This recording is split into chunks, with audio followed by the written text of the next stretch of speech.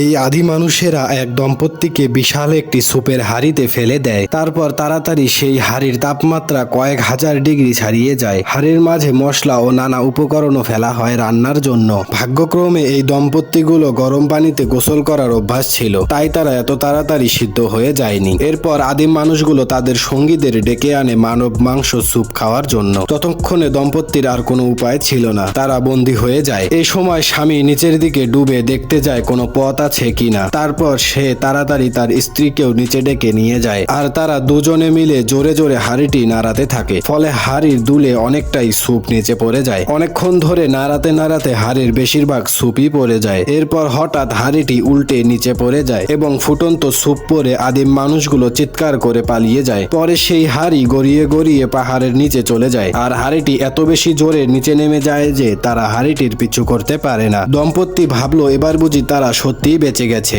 যখন তারা হাঁড়ি থেকে বাইরে বের হতে যাবে তখন তারা দেখে বাইরে বিশাল সিংহ দাঁড়িয়ে আছে। তারা না বুঝে নিশ্চুপ হয়ে বসে থাকে। ঠিক তখনই একদল ডাকাত হানা দেয় সেখানে। ডাকাতদের দেখে ভয় পেয়ে সিংহটিও পালিয়ে যায়। এই সুযোগে দম্পতিও এক দৌড়ে পালিয়ে যায় জীবন বাঁচাতে।